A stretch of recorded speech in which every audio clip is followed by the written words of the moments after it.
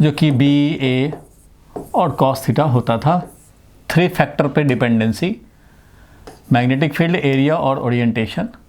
और फिर हम लोगों ने देखा कि तीनों तरह से हम लोग फ्लक्स में चेंज कर सकते हैं, तो 3 मेथड ऑफ प्रोड्यूसिंग इलेक्ट्रिसिटी देखा। इसी में हम लोगों ने फैराडेज लॉ देखा, लेंज लॉ पढ़ा होगा, लेंज लॉ देखा। थोड़ा सा हम लोगों को जानना होता है मोशनल ईएमएफ, जो कि इंड्यूस्ड ईएमएफ होता है V cross B dot length initial final. Motional EMF होता था। और क्या होता था भाई, तो और होता था हम लोगों का energy in the inductor half LI², self inductance, mutual inductance, self inductance and mutual inductance, ये देखा था। और क्या देखा था भाई, तो और होता था इसमें एडी करंट। तो ये सब बात आप लोगों ने ज़रूर रिवाइज कर लिया होगा। मैंने वीडियो लास्ट 2-3 डेज़ पहले ही भेजा था आपको, तो ये सब आपने रिवाइज कर लिया। अब इस पे बेस्ड हम लोग कुछ एंट्रेंस बेस्ड क्वेश्चंस भी करेंगे, जो कि आपको बोर्ड में भी काम आए।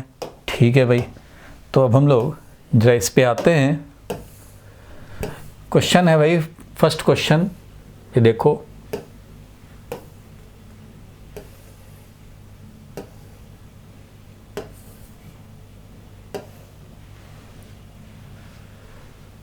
फर्स्ट क्वेश्चन देखा जाए, इसको जरा ट्राई किया जाए।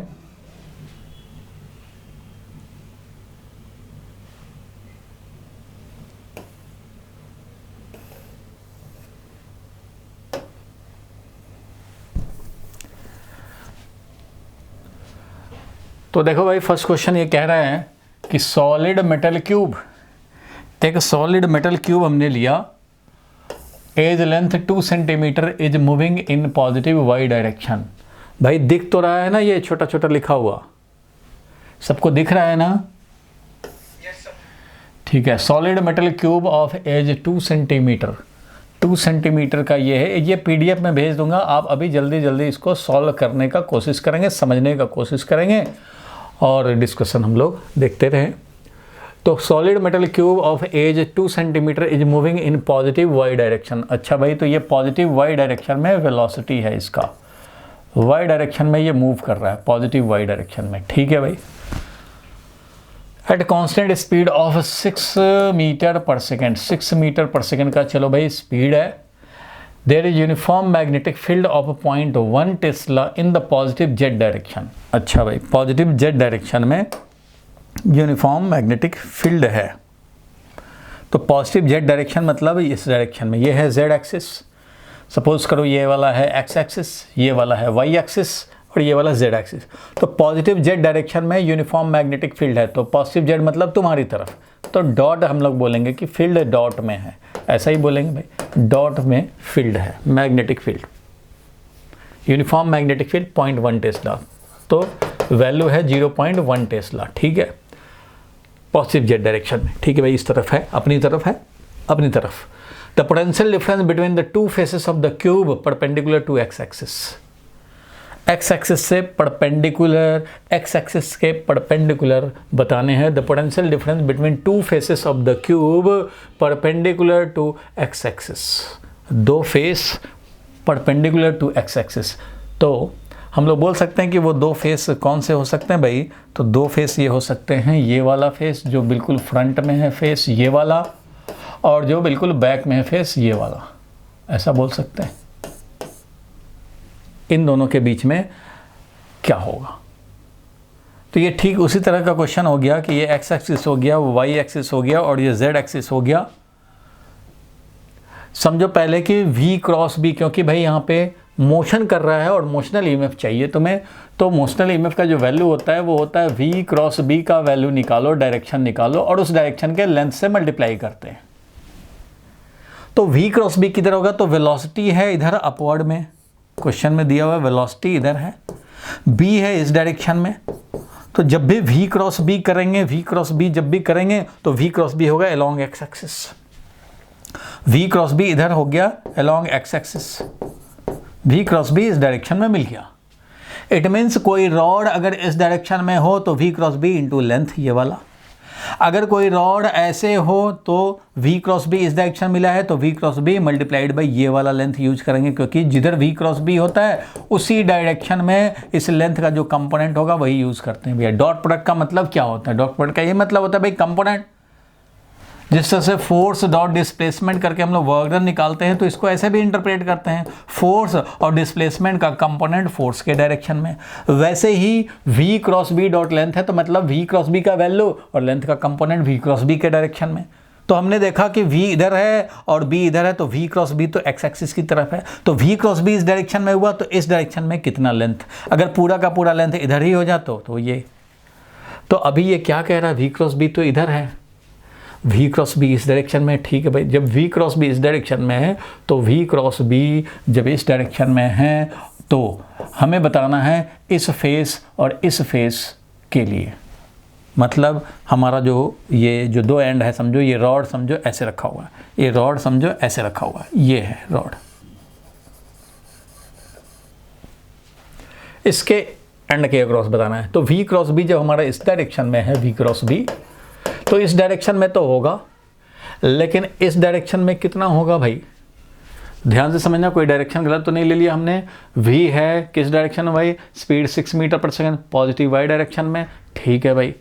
और मैग्नेटिक फील्ड है uniform magnetic field in the positive z direction, ठीक है भाई। Potential difference between two faces of the cube perpendicular to X axis. अच्छा, परपेंडिकुलर टू एक्स एक्सिस, इसका मतलब एक्स एक्सिस के परपेंडिकुलर दो फेस। इसका मतलब ये इस फेस की बात कर रहा है, इस फेस की। एक्स एक्सिस के परपेंडिकुलर फेस तो एक ये है भाई एक्स एक्सिस के परपेंडिकुलर फेस, दूसरा है एक्स एक्सिस के परपेंडिकुलर ये फेस।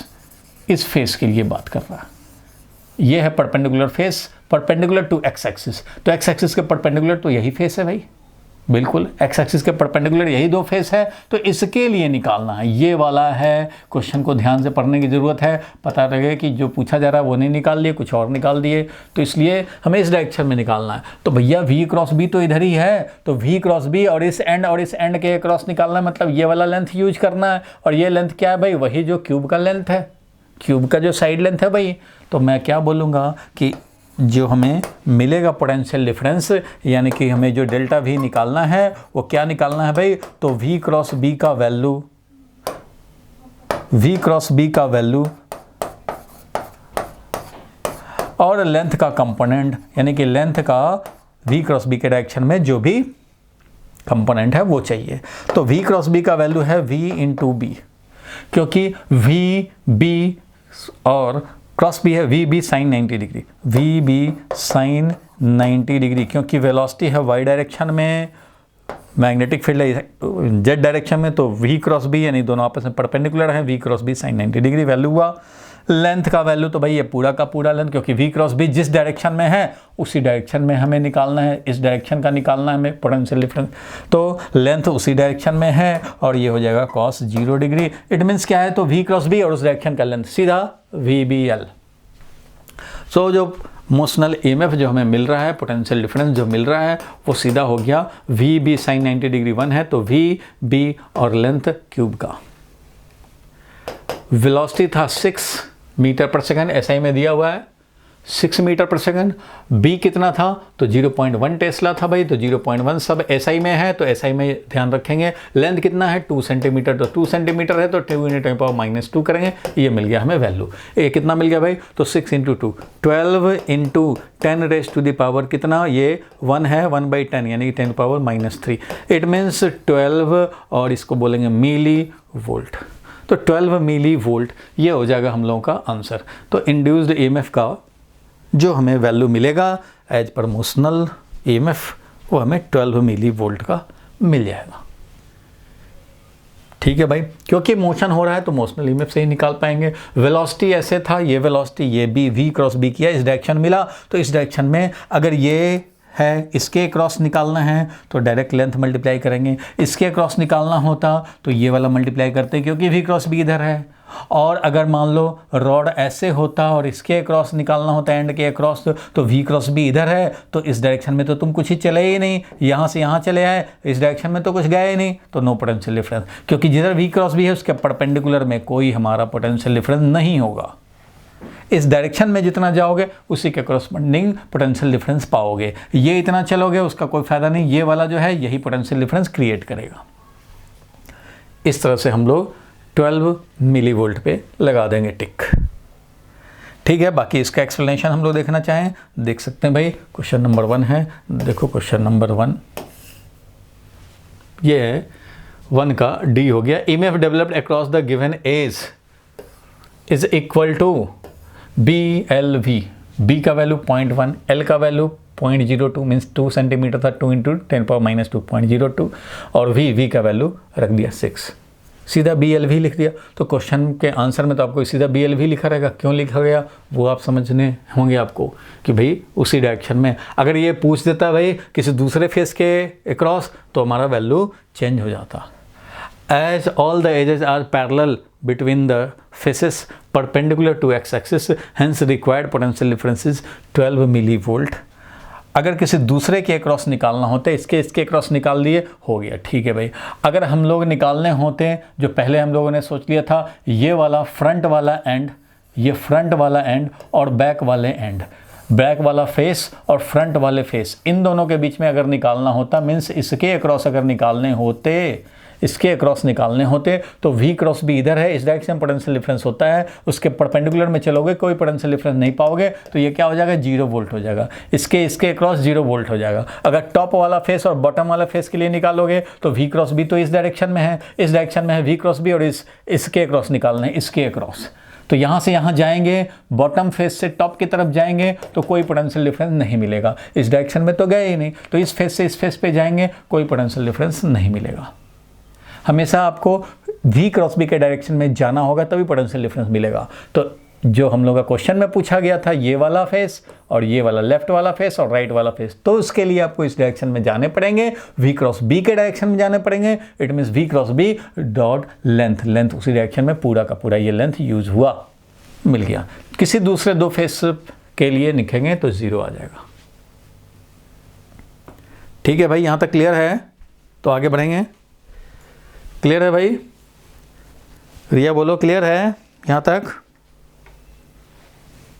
Yes sir. चलो क्लियर है। चिराग, शाश्वत, ध्यान रखा करो भाई। विक्रम, नहीं क्लियर है बता दो अभी। इमोशनल EMF CBSE के टॉपिक में इस बार हटा दिया गया है, बट ये इस पे क्वेश्चन आता है। मैंने थोड़ा सा आपको बता भी दिया था कि इमोशनल EMF का मेन फॉर्मूला क्या है, तो इसलिए उसको अप्लाई करना है।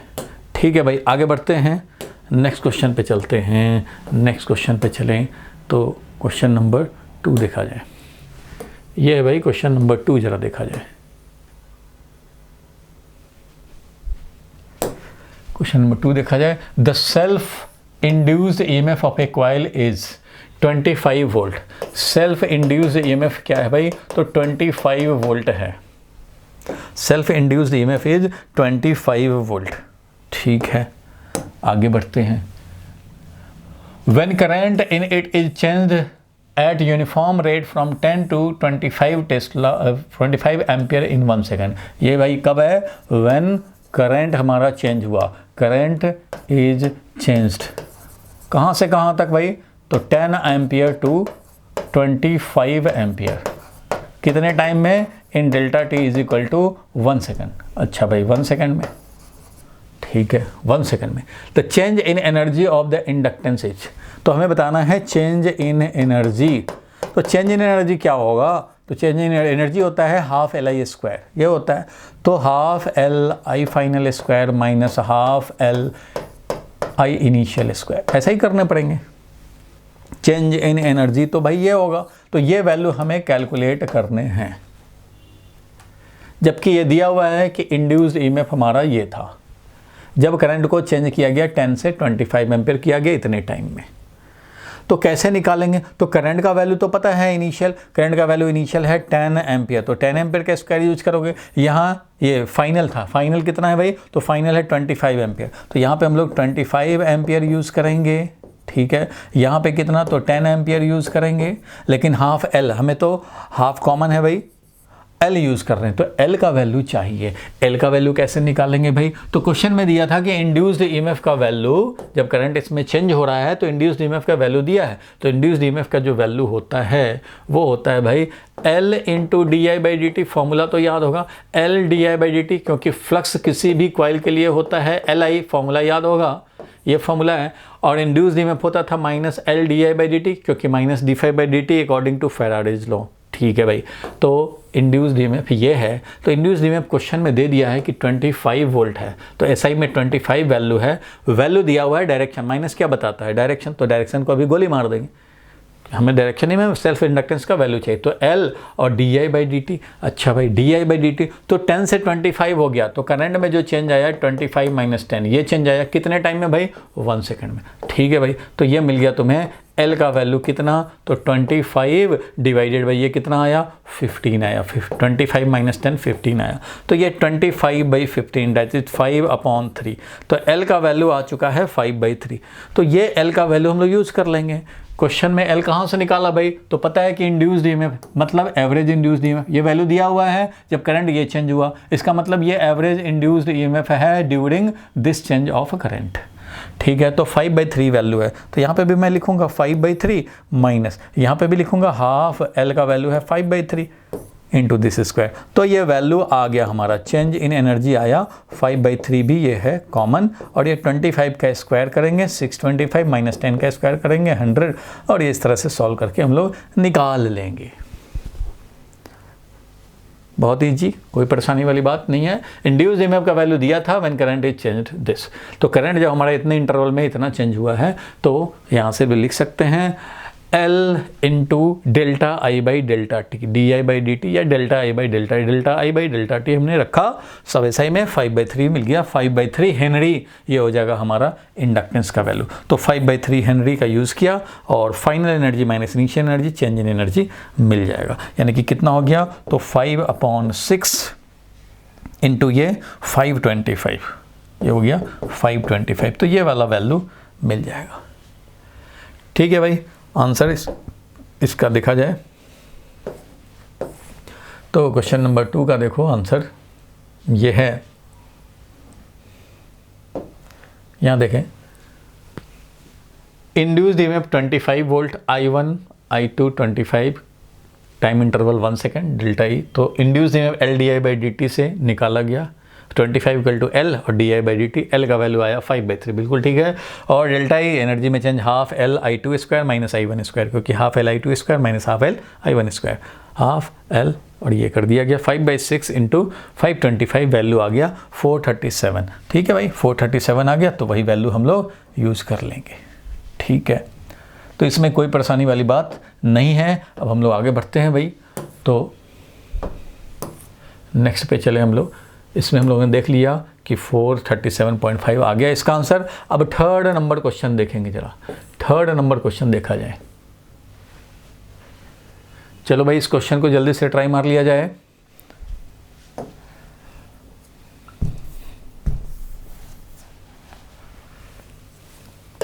There are two long coaxial solenoids, two long coaxial solenoid of same length। दो लॉन्ग कोएक्सियल सोलेनॉइड्स हैं। तो कोएक्सियल सोलेनॉइड्स हैं, तो ठीक है भाई, एक हमारा ये है solenoid of same length L। तो L तो भाई लेंथ है कॉमन,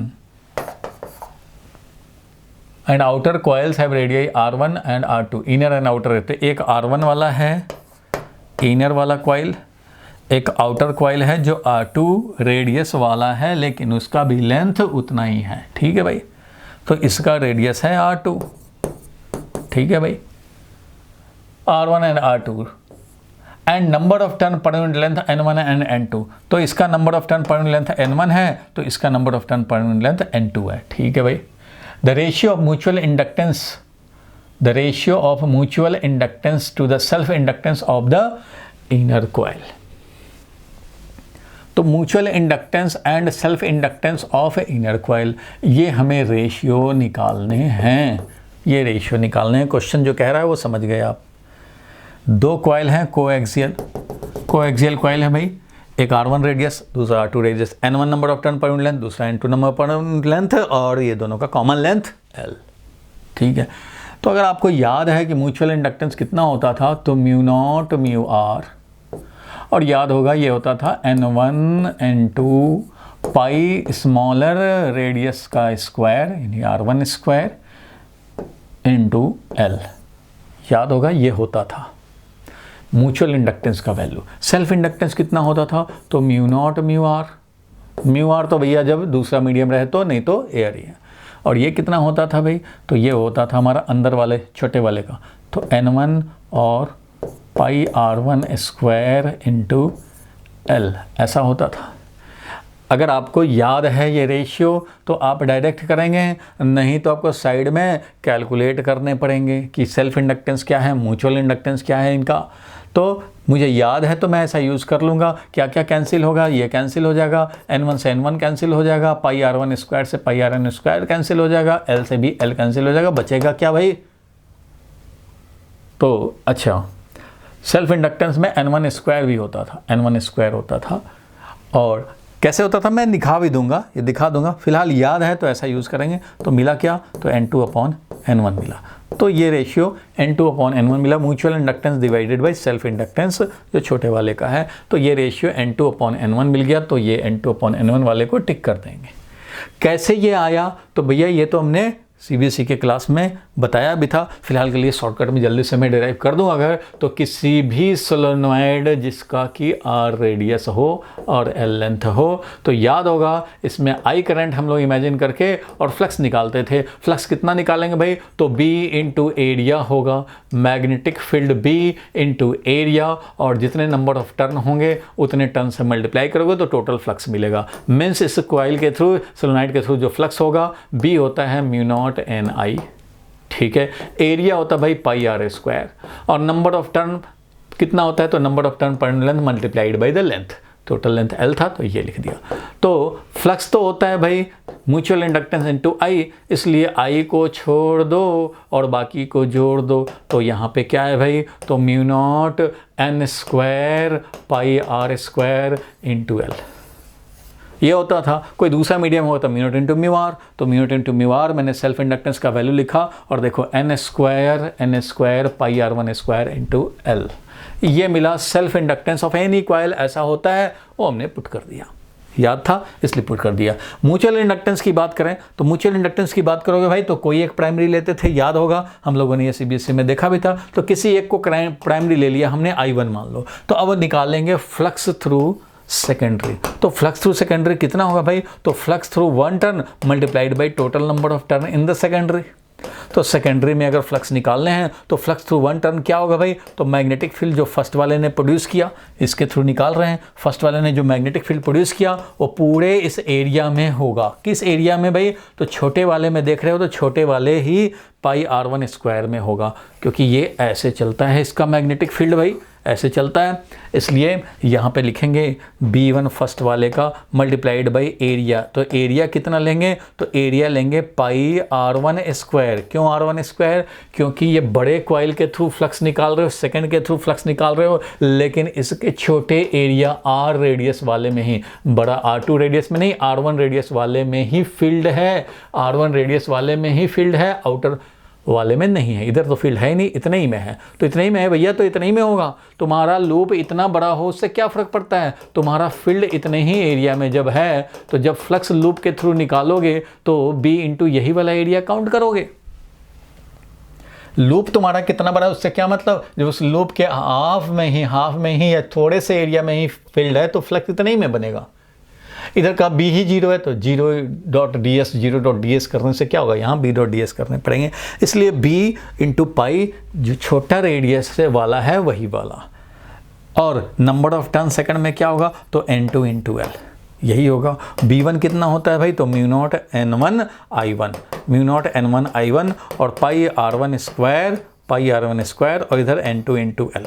तो यही तो है भैया सेल्फ इंडक्टेंस के अगर वैल्यू निकालने हैं, म्यूचुअल इंडक्टेंस का वैल्यू निकालने हैं तो याद ही होगा फ्लक्स थ्रू सेकेंडरी कॉइल होता है mutual inductance into current in the primary. तो करंट इन द प्राइमरी ये है, इसको छोड़ दो बाकी सबको देख लो।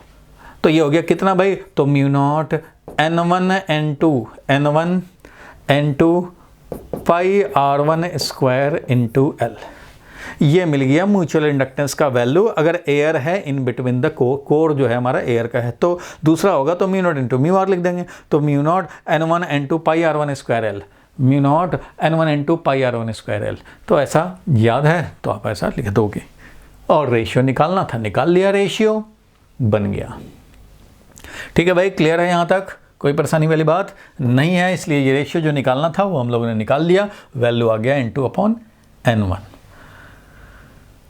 ठीक है भाई, बाकी इसका देखना चाहें हम लोग तो क्वेश्चन नंबर 3 का देख सकते हैं आंसर। देखो क्वेश्चन नंबर 3 में the mutual inductance of the inner coil का ये हो गया, फॉर्मूला डायरेक्ट लिखा हुआ है। सेल्फ इंडक्टेंस क्या होगा तो वो भी फॉर्मूला लिखा हुआ है, M/N2/N1 हो गया, काम खत्म हो गया। चलो कोई बात नहीं है भाई, ये समझ गए। अब जरा हम लोग देखेंगे next question, question number 4। Question number 4 को जरा देखा जाए भाई जल्दी से। ये देखा जाए, नीट में आया हुआ क्वेश्चन है, 800 turn coil of effective area 0.05। Effective area जो है इसका वो 0.05 मीटर स्क्वायर। ठीक है, 800 टोटल नंबर ऑफ टर्न है। ठीक है, पॉइंट एरिया दे दिया हुआ है। Is kept perpendicular to magnetic field. देखो भाई, नॉर्मल लैंग्वेज में बोला जाए कि kept perpendicular to magnetic field, इसका मतलब है कि plane of the coil is kept perpendicular to magnetic field. समझो मैग्नेटिक फील्ड अगर ऐसे है तो एक कॉइल रखा गया है परपेंडिकुलर टू मैग्नेटिक फील्ड, इसका मीनिंग होता है कि plane of the coil is perpendicular to magnetic field. ये प्लेन ऑफ द कॉइल है, ये परपेंडिकुलर टू मैग्नेटिक फील्ड। तो फील्ड ऐसे तो प्लेन ऑफ द कॉइल ऐसे रखा हुआ है। मैग्नेटिक फील्ड का वैल्यू भी दिया हुआ है, मैग्नेटिक फील्ड का वैल्यू है 5 × 10⁻⁻5 टेस्ला। ठीक है भाई, ये सब आपको ध्यान देने हैं। And when the plane of the coil is rotated by 90 degree. अब इस कंडीशन में देखो भाई, एरिया वेक्टर भी इधर ही होता है। प्लेन ऑफ द कॉइल जब परपेंडिकुलर होता है तो एरिया होता है भाई उसी डायरेक्शन जिधर बी है। तो यहाँ पे फ्लक्स तो भाई BA cos 0 डिग्री है पहले स्टार्टिंग में, लेकिन फाइनली कह रहा है कि इसको रोटेट कराया हमने भाई। When the plane of the coil is rotated by 90 degree, plane of the coil is rotated by 90 degree around any of its coplanar axis। मतलब एक ऐसा एक्सिस जो इसी के प्लेन में हो, तो इसी के प्लेन में हो तो ऐसा एक्सिस का मतलब हो गया, इसी के प्लेन में एक एक्सिस ले लेते हैं, ये वाला, इसी के प्लेन में ये एक्सिस ले लिया हमने।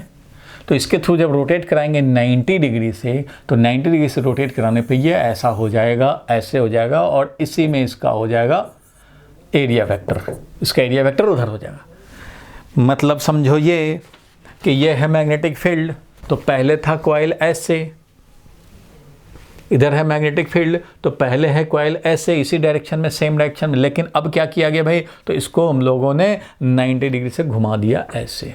तो अब तो फील्ड तो ऐसे ही है, बट इसी के प्लेन में ऐसे हो गया, तो एरिया वेक्टर परपेंडिकुलर हो गया। अब एरिया वेक्टर परपेंडिकुलर होगा, कोई भी इससे फ्लक्स नहीं बनेगा, क्योंकि सारे फील्ड लाइन इसी के प्लेन में रह जाएंगे, निकल जाएंगे। पहले ऐसे था तो भाई इसको पेनिट्रेट करता था मैग्नेटिक फील्ड लाइन, तो फ्लक्स बनाता। पहले ये कंडीशन था तो भैया ये पूरे एरिया के थ्रू फ्लक्स बनता था। अब क्या है, इसमें टेंजेंशियल निकल जाएगा, इट मीन्स अब इसी के प्लेन में फील्ड है, सो अब फ्लक्स बन जाएगा 0। ये फ्लक्स क्या बन जाएगा, फाइनल फ्लक्स जो बन जाएगा वो 0, फाइनल फ्लक्स 0 हो जाएगा। तो रोटेट कर दिया है 90 डिग्री से, तो इसका मतलब फ्लक्स हो गया 0 around any of its coplanar axis. तो एक्सिस कोप्लेनर है, ऐसे करेंगे तो ऐसे रोटेट हो जाएगा, इसी के प्लेन में कोई दूसरा एक्सिस रहेंगे तो भी ऐसे रोटेट हो जाएगा, तो फ्लक्स बन जाएगा 0। ठीक है, इन 1 सेकेंड, 0.1 सेकेंड में ऐसा किया तो EMF induced in the coil will be, EMF कितना होगा, तो EMF कितना होगा, तो EMF का वैल्यू तो होता है change in flux divided by time, ये होता है माइनस साइन, तो भाई डायरेक्शन बताता है। ठीक है भैया, फ्लक्स में कितना चेंज हुआ, तो BA जो था पहले फ्लक्स वही तो चेंज है, क्योंकि बाद में 0 हो गया है समझो। तो चेंज इन फ्लक्स का हमें वैल्यू चाहिए भाई, टाइम इंटरवल, तो टाइम इंटरवल लिखा हुआ है 0.1 सेकेंड।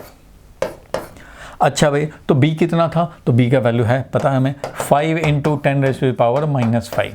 बी एरिया कितना था, तो एरिया का वैल्यू भी दिया हुआ था, कितना, तो 0.05 मीटर स्क्वायर में दिया ही है, तो इसको हम लोग 5/100 लिख सकते हैं, 0.05 मीटर स्क्वायर में बी ए। और इसमें क्योंकि n नंबर ऑफ टर्न थे, इसलिए इनिशियल फ्लक्स अगर बात करें हम लोग, तो number of turn in the coil n थे 800, तो 800 भी मल्टीप्लाई करने पड़ेंगे। फाइनल फ्लक्स समझो कि 0 था। अब ये मत समझना कि इनिशियल माइनस फाइनल क्यों कर रहे हैं, फाइनल माइनस इनिशियल क्यों नहीं कर रहे हैं, भैया हमें सिर्फ वैल्यू चाहिए, ज़्यादा फ्लक्स, बाद में 0 हो गया, डिवाइडेड बाई टाइम इंटरवल 0.1, काम कर देंगे, हो जाएगा। अब इसको सॉल्व कर देंगे, जो वैल्यू आना होगा आ जाएगा। बस ये तो करना था।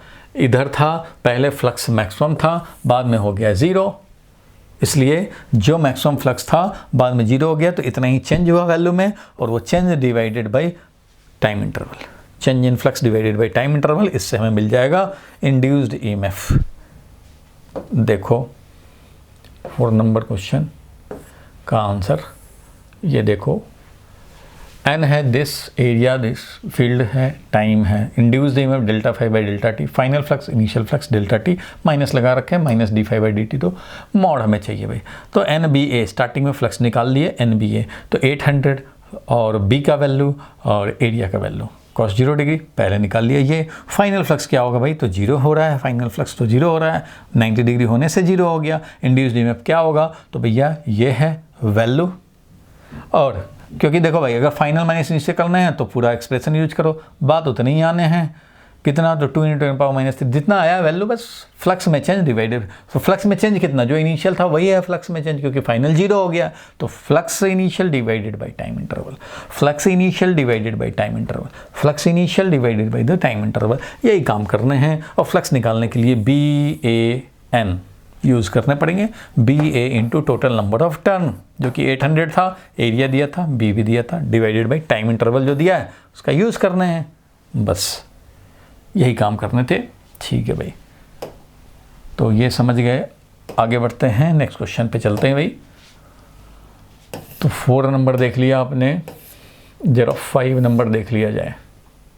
5 नंबर एम्स में आया हुआ क्वेश्चन है, चलो भाई इसको जल्दी से ट्राई मार लिया जाए।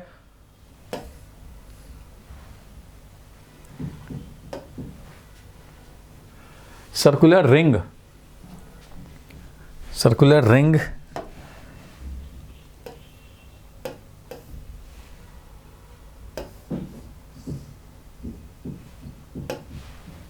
ठीक है, तो circular ring of diameter 20 centimetre has resistance of 0.01 ohm. अच्छा भाई, the charge that will flow through the ring if it is turn from the position perpendicular to a uniform magnetic field of 2 Tesla to a position parallel to the field is about। सोचो भाई इसमें क्या करेंगे, क्या दिया है, क्या करने पड़ेंगे, देख लिया जाए।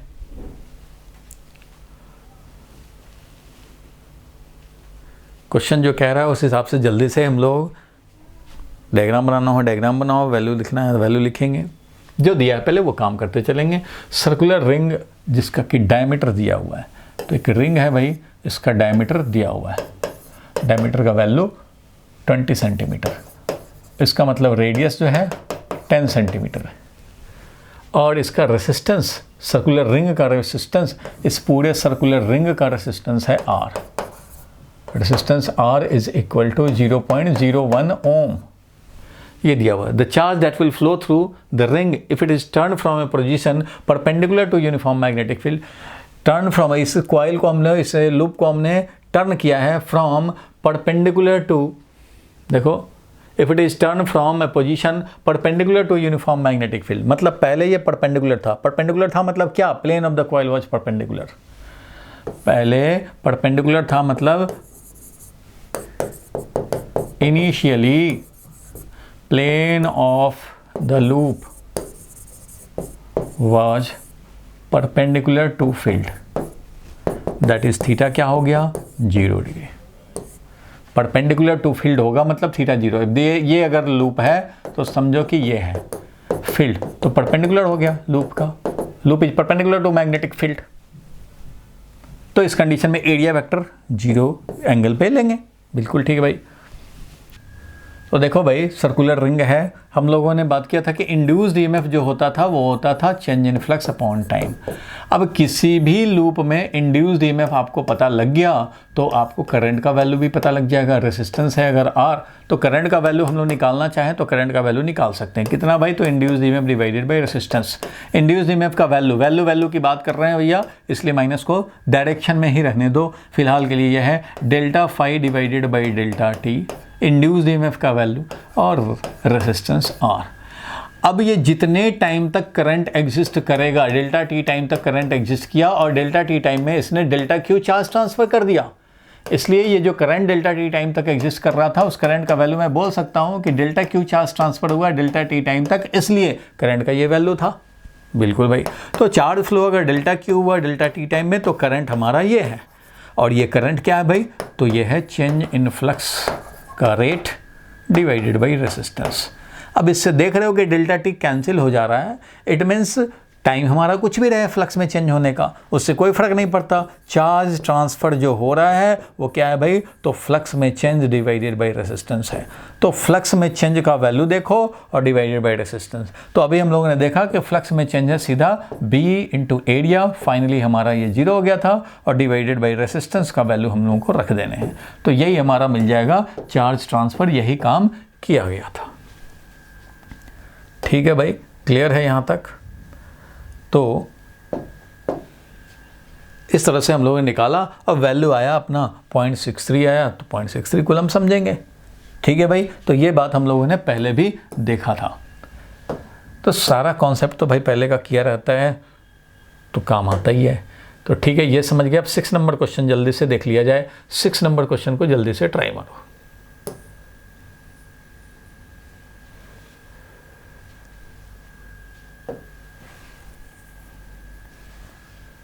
Circular coil of radius 10 centimetre. एक सर्कुलर कॉइल है जिसका कि रेडियस कितना है भाई? तो रेडियस का वैल्यू दिया हुआ है 10 centimetre. Circular coil of radius 10 centimetre, number of turn 500 turns and resistance 2 ओम। अच्छा भाई, रेजिस्टेंस भी दिया हुआ है 2 ओम। ठीक है भाई। Placed with its plane perpendicular to horizontal component of earth magnetic field. Plane जो रखा गया है प्लेस्ड विद इट्स प्लेन, तो जब कुछ नहीं बोला जाता है कॉइल के बारे में बोला जाता है तो is placed with its plane, तो विद इट्स प्लेन जो है ना वो समझो दे दिया है, इसे लिख दिया है, नहीं भी लिखता है तो यही समझते हैं।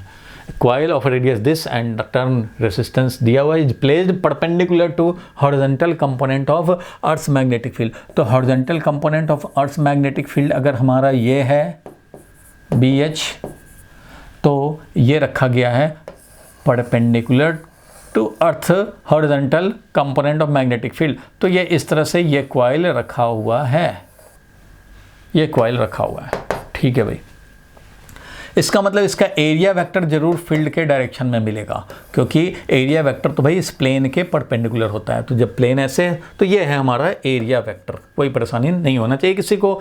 ठीक है भाई। Perpendicular to horizontal component of earth magnetic field, horizontal component ये है, और इसका वर्टिकल कंपोनेंट भी कुछ होता होगा भाई। तो वर्टिकल कंपोनेंट तो ऐसे है, ये है BV, यानी कि B नेट है वो ये है, समझेंगे। एक्चुअली में B नेट का कोई काम नहीं है, हमें BV का कोई काम नहीं है, जो होगा BH ही काम करेगा, क्योंकि इस तरह से रखा हुआ BH will contribute in flux, BV नहीं कंट्रीब्यूट करेगा। तो सर्कुलर कॉइल रखा हुआ है इस तरह से perpendicular to the horizontal component of magnetic field. ठीक है। Is rotated about its vertical diameter. ये जो वर्टिकल डायमीटर है, ये जो वर्टिकल डायमीटर है, इसी के अबाउट हमने रोटेट किया इसको। तो इस वर्टिकल डायमीटर के अबाउट जब रोटेट किया गया, ठीक है, इट इज रोटेटेड अबाउट इस वर्टिकल डायमीटर थ्रू 180 डिग्री। इसको 180 डिग्री से रोटेट कराए। 90 से कराते तो 0 ही हो जाता फ्लक्स, 90 से कराते तो 0 हो जाता, क्योंकि अभी इसका थीटा का वैल्यू 0 है। और अगर इसको 90 से अगर रोटेट कराएंगे तो प्लेन इसी में आ जाता, लेकिन ये 180 से रोटेट करा दिया गया है। इसका मतलब एरिया वेक्टर फाइनली हमारा ये होने वाला है। ये एरिया वेक्टर इनिशियली ये है, मीन्स थीटा जो फाइनली हो जाएगा वो 180 डिग्री हो जाएगा। ये हमारा थीटा जो इनिशियली है वो 0 डिग्री है। थीटा इनिशियली 0 डिग्री है, इसका मतलब हो गया कि ये वाला ऐसे है, ये है एरिया। इनिशियली। अब इसको रोटेट करा दिया ऐसे 180 से, तो अब एरिया इस डायरेक्शन में हो गया फील्ड के जस्ट अपोजिट। तो यहाँ पे फील्ड के डायरेक्शन में था एरिया वेक्टर, और अब हमारा फील्ड के अपोजिट हो गया है एरिया वेक्टर। ठीक है, ऐसा हो गया। कितने टाइम है भाई? तो 0. टाइम कितना लगा इसको रोटेट कराने में? 0.25 सेकेंड, मीन्स 1/4 सेकेंड। 1/4 सेकेंड में ये रोटेट करा दिया। Current induce in the coil, current induced बताना है। Current induced in the coil क्या होगा? Current induced in the coil is horizontal component of field दे दिया हुआ है। तो करंट इंड्यूस्ड कितना होगा भाई? तो induced current is induced EMF divided by resistance. और इंड्यूस्ड ईएमएफ क्या होगा भाई? तो चेंज इन फ्लक्स का रेट डिवाइडेड बाय रेजिस्टेंस, ये होगा। ठीक है भाई। अब इसके बेसिस पे अब हम लोग देखें कि फ्लक्स में क्या चेंज हुआ। हमें तो इंड्यूस्ड करंट का वैल्यू चाहिए, इंड्यूस्ड करंट का वैल्यू चाहिए, तो चेंज इन फ्लक्स का magnitude divided by time interval, ये। अब बस इसका वैल्यू आप निकाल लो। चाहे तो आप साइन के साथ अगर final flux minus initial flux ही करना है तो फिर इंड्यूस्ड ईएमएफ को भी -ΔΦ/ΔT लिखने पड़ेंगे। तो अगर तुम वो चाहते हो कि उसका हिसाब भी करते रहें तो यहाँ पे माइनस लगाओ और final flux minus initial flux करना, या तो फिर मैं माइनस नहीं लगाऊंगा, इनिशियल माइनस फाइनल कर लूँगा। जो भी करना है कर लो, हमें तो वैल्यू से मतलब है। तो भैया मैं initial flux minus final flux कर लेता हूँ, तो उससे क्या होगा कि हमारा माइनस माइनस का बेकार कैलकुलेशन नहीं करने पड़ेंगे। तो यहाँ से हमें मिल जाएगा इंड्यूस करंट का वैल्यू। फ्लक्स में क्या चेंज हुआ? तो पहले जो फ्लक्स था वही तो है, B area cos 0 degree, number of turn भी दिया हुआ होगा शायद, नंबर ऑफ टर्न 500, तो ये हो गया एन बी ए कॉस 0 डिग्री। इन्हीं फाइनली जो फ्लक्स होगा क्या होगा? तो एन बी ए कॉस 180 डिग्री। अच्छा भाई, कॉस 180 डिग्री, ये था इनिशियल फ्लक्स, ये है फाइनल फ्लक्स, ये मिल गया। ठीक है भाई। फ्लक्स में change divided by time interval, time interval दिया हुआ था हम लोगों का कि भाई 0.25 है, मीन्स 1/4 है। और रेजिस्टेंस का भी वैल्यू दिया हुआ है, 2 ओम है। बस ये वैल्यू कैलकुलेट कर लेने हैं और कुछ नहीं है। एन का वैल्यू दिया ही है 500, मैग्नेटिक फील्ड का वैल्यू दिया हुआ है भाई, मैग्नेटिक फील्ड का वैल्यू भी दिया हुआ है। बी एच जो यूज़ कर रहे हैं भाई, बी एच का वैल्यू दिया होगा, बी एच का वैल्यू दिया 3 × 10⁻5, 3 × 10⁻⁻5, ये दिया हुआ है बी एच का वैल्यू। बी एच का ही वैल्यू यहाँ यूज होने हैं। और एरिया दिया हुआ π/r², रेडियस दिया हुआ है 10 सेंटीमीटर, तो π/r² यूज़ कर लेंगे भाई। और यहाँ पे ये माइनस और ये -1 यानी कि प्लस हो जाएगा, तो प्लस ऑफ इतना ही यानी कि 2 टाइम्स हो जाएगा, 2 टाइम्स हो जाएगा डिवाइडेड बाई 0.25 × 2। 2 टाइम्स कैसे हो गया? देखो, एन बी ए कॉस 0 डिग्री यानी कि एन बी ए, और ये है एन बी ए कॉस 180 डिग्री, तो -1 और ये माइनस प्लस हो जाएगा यानी कि ये प्लस हो जाएगा, और एन बी ए, तो एन बी ए और एन बी ए प्लस करेंगे तो क्या होगा? 2nba। इसलिए ये n, ये b, ये a, उसको 2 कर दिया। ये 2 तो शहीद हो गया, बाकी ये बच गया 0.25 मतलब 1/4 है, इसको 4 से करेंगे तो 2000 हो जाएगा। यही है, इसका कैलकुलेशन करने पड़ेंगे। मतलब समझ गए फ्लक्स में कितना चेंज हुआ? 2nba का चेंज हुआ, डिवाइडेड बाई टाइम और रेजिस्टेंस डिवाइड कर देने हैं, काम हो जाएगा। यही तो काम करने पड़ेंगे। बिल्कुल ठीक बात है भाई। तो अब जरा इसका हम लोग आंसर देख लेते हैं भाई। 6 नंबर क्वेश्चन का आंसर देख लेते हैं। यह है 6 नंबर क्वेश्चन, इसका आंसर देखो क्या लिखा है। अच्छा भाई, ये दिया है initial magnetic flux through the coil is BHA cos 0 degree, इतना आया। Final magnetic flux after rotation is cos 180 degree. ठीक है भाई, इतना ही आया। अब इंड्यूस्ड ईएमएफ कितना? तो -dφ/dt करेंगे, minus final flux minus initial flux करोगे, ऐसे करोगे तो क्या मिलेगा भाई? कुछ नहीं मिलेगा, वही मिलेगा। इसमें ऐड हो जाने हैं, देखो ऐड हो गया तो 500 × यहाँ पे 3 पाई था, अब 6 पाई हो गया, में 2 टाइम्स हो गया, 2 टाइम्स अपने आप हो जाएगा। तो इस तरह से वैल्यू हमें मिल जाएंगे। जो वैल्यू कैलकुलेट करना है कैलकुलेट कर लेंगे। आपको करना क्या? कुछ नहीं करना है भाई। इंड्यूस ईएमएफ n dφ/dt है, dφ/dt आपने कर ही दिया। बाद में हम लोग रेसिस्टेंस से डिवाइड कर देंगे, तो बाद में रेसिस्टेंस से डिवाइड कर दिया गया। जो भी वैल्यू आएगा बाद में रेसिस्टेंस से डिवाइड कर दिया, या उसके साथ साथ डिवाइड कर देते तो यह आ जाता। डेल्टा टी और यहाँ पे R, N delta phi divided by delta T into R, N delta phi divided by 2 into R. यही तो होना है, काम वही होना है, वही काम करना है। स्टार्टिंग में 0 डिग्री एंगल, फाइनली है 180 डिग्री एंगल, काम कर लेंगे, हो जाएगा। ठीक है भाई, आगे बढ़ा जाए, नेक्स्ट पे चला जाए। चलो भाई नेक्स्ट पे देखते हैं हम लोग। तो अब जरा देखें हम लोग 7 नंबर क्वेश्चन। चलो भाई 7 नंबर क्वेश्चन को देख लिया जाए।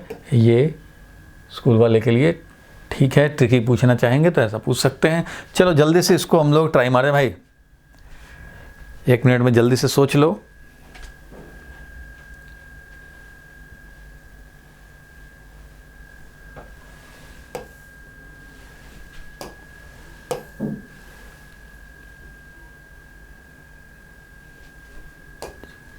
ये नीट में आया हुआ क्वेश्चन है,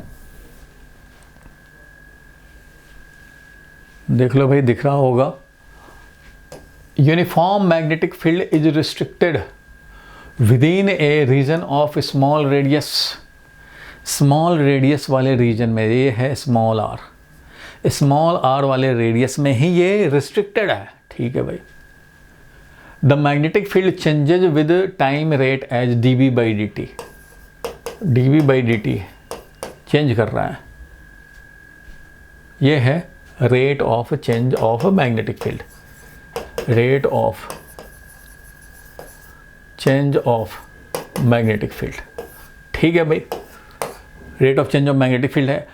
लूप 1 ऑफ रेडियस r, जो कि ग्रेटर देन r है, लूप 1 यहाँ पे, यह है loop 1, radius capital R, encloses the region small r, and loop 2 of capital R, वो भी कैपिटल R रेडियस का, loop 2 is outside the region of the magnetic field. चलो भाई इस रीजन से आउटसाइड है इधर, as shown in the figure. The EMF generated is 0 in loop 1, loop 2, loop 1 में कितना, लूप 2 में कितना, ये निकाल लें। ठीक है भाई। तो इंड्यूस्ड EMF का वैल्यू लूप 1 में, इंड्यूस्ड EMF का वैल्यू लूप 2 में चाहिए। इंड्यूस्ड EMF का वैल्यू लूप 1 में क्या होगा भाई, तो minus of d∅1 by dt। अब d∅ बाई dt तो माइनस ऑफ d, और फ्लक्स क्या होगा यहाँ पे, तो फ्लक्स इसके थ्रू होगा कितना भाई, तो इस लूप के थ्रू कितना फ्लक्स है वो निकालो, उसी को तो डिफ्रेंशिएट करने होंगे।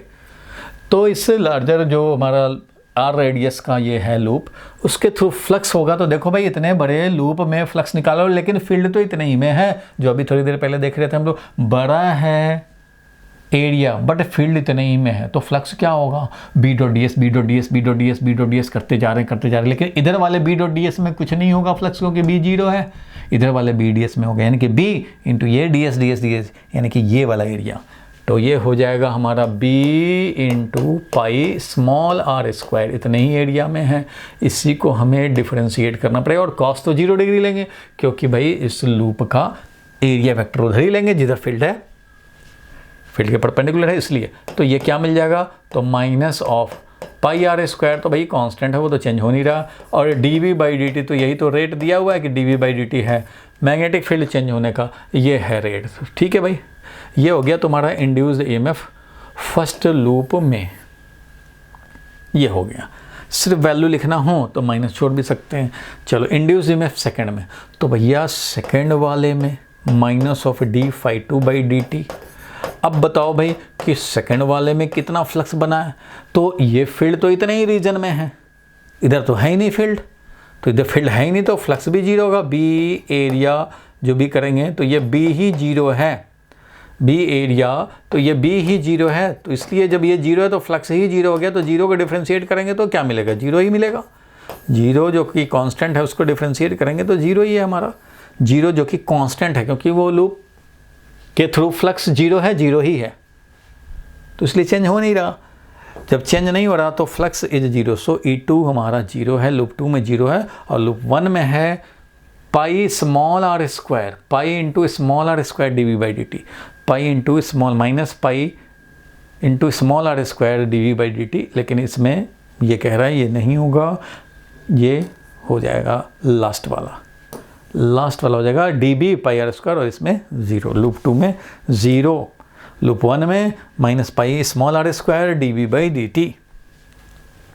बिल्कुल ठीक बात है भाई। तो इस तरह से हम लोग इसको कैलकुलेट कर लिए। तो आपको समझना है इसमें तो कुछ है ही नहीं फ्लक्स,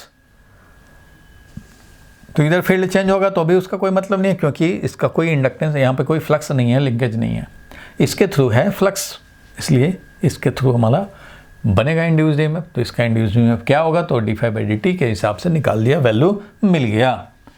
ठीक है भाई, आगे बढ़ते हैं, नेक्स्ट क्वेश्चन पे चलते हैं भाई। तो ये 7 नंबर था, इसको हम लोग चाहें तो देख सकते हैं। इसका answer EMF generator in loop 1 minus d∅dt minus b into area, b into area का वैल्यू जो भी है पाई आर स्क्वायर, तो dv/dt यानी कि minus pi are square dv/dt, बिल्कुल ठीक बात है, पाई आर स्क्वायर है। अच्छा, और सेकंड वाले में 0 हो गया। चलो भाई, अब जरा हम लोग देखें 8 नंबर क्वेश्चन। चलो भाई 8 नंबर क्वेश्चन देखा जाए। 8 नंबर क्वेश्चन में समझते हैं, अगर इसमें कुछ डेटा की कमी होगी या कुछ आंसर्स में मिस्टेक होंगे तो वो भी पता लग जाएंगे अगर हम लोग कैलकुलेशन एक्यूरेटली करें तो। ठीक है, देखा जाए। A 10 metre long horizontal wire extends from north east to south west. ये ध्यान देना, ये सब जो है ना 3 डायमेंशनल क्वेश्चन है। इसके लिए खोपड़ी जो है ना वो साफ रहना चाहिए, खोपड़ी में काम होता रहे। तो 10 मीटर रखा है, किस डायरेक्शन भाई, north east to south west direction में। अब इस तरह का डायग्राम पहले कैसे बनाएं, इस डायरेक्शन में वायर है, रॉड रखा हुआ है, समझो लॉन्ग हॉरिजॉन्टल वायर है। Initial it is falling with speed of the hour, speed fall कर रहा है भाई at right angle to the horizontal component, horizontal component से परपेंडिकुलर। ठीक है भाई, अर्थ का हॉरिजॉन्टल फील्ड भी दिया हुआ है, तो value of induced EMF in the wire क्या होगा। तो ये सब क्या हुआ, 3 डायमेंशनल क्वेश्चन को समझने के लिए वायर कैसे है, किधर जा रहा है वेलोसिटी, किधर है बी, ये सब जानना पड़ेगा। तो इसमें कुछ नहीं है, इसमें आपको थोड़ा ध्यान देने की ज़रूरत है, किस बात की भाई, कि डायग्राम साफ साफ बनाएं। अच्छा भाई, तो डायग्राम साफ साफ कैसे बनाएं, तो एक तो पहले ना हॉरिजॉन्टल प्लेन, ऐसे कंडीशन में जब आपको 6 डायरेक्शन दिखाने हो, 4 डायरेक्शन दिखाने हो तब तो कहीं भी शुरू हो जाओ भाई, लेकिन 6 डायरेक्शन दिखाने हो तो थोड़ा सा 3 डायमेंशनल डायग्राम ऐसे बना सकते हैं। ये हॉरिजॉन्टल हो गया, हॉरिजॉन्टल प्लेन दिखा दिया हमने, इस प्लेन में मैंने दिखाया कि ये है भैया एक्स एक्सिस और ये है वाई एक्सिस। अगर मैं ऐसे दिखाऊं, वाई एक्सिस की तरफ हो गया हमारा नॉर्थ, तो इधर हो गया हमारा साउथ। समझो यहाँ पे रमेश खड़ा है नॉर्थ, तो इधर साउथ। इधर हो गया ईस्ट, तो इधर हो गया वेस्ट।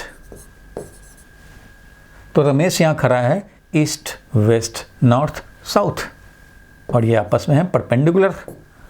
आपस में क्या है भाई, तो परपेंडिकुलर है, इसलिए ये ध्यान रखना है कि ये परपेंडिकुलर हैं तो बस हैं। और वर्टिकली अपवर्ड और वर्टिकली डाउनवर्ड ये भी दिखाने का इसमें स्कोप बनता है। अगर आप ऐसे डायग्राम बनाएंगे तो अपवर्ड दिखाया, इधर डाउनवर्ड दिखाया। तो अगर एक्स एक्सिस ये है, वाई एक्सिस ये है, तो इसका मतलब ये वाला बन जाएगा जेड एक्सिस, और ये वाला हो गया माइनस जेड एक्सिस। तो ये अपवर्ड हो गया, एक डाउनवर्ड हो गया। तो इस तरह से 6 डायरेक्शन हम लोगों ने दिखा दिया। ठीक है, 6 डायरेक्शन दिखा दिया, तो अब डायग्राम में तुम 6 डायरेक्शन आराम से दिखा सकते हो। 3 डायमेंशनल पिक्चर बनने के लिए तैयार है। ठीक है भाई, अब क्या किया जाए, तो देख रहे हैं कि जो वायर है या रॉड है एक्सटेंड कर रहा है north east to south west. तो पहले तो ये भी समझो भैया कि नॉर्थ ईस्ट किसको बोलते हैं, तो तुम्हें पता होगा, अगर ये नॉर्थ है, ये साउथ है, ये ईस्ट है, ये वेस्ट है, तो ये नॉर्थ ईस्ट डायरेक्शन है, ये जो 45 डिग्री पे होता है। और ये वाला क्या है भाई, तो ये है साउथ वेस्ट डायरेक्शन या वेस्ट साउथ डायरेक्शन, क्योंकि ये वेस्ट है, ये साउथ है, तो ये नॉर्थ ईस्ट है और ये साउथ वेस्ट है, ये डायरेक्शन है। मतलब इस तरह से ये वायर है, तो ये वायर इस पे कैसे है, तो ये ईस्ट है, ये नॉर्थ है, तो नॉर्थ ईस्ट डायरेक्शन का मतलब ये हुआ।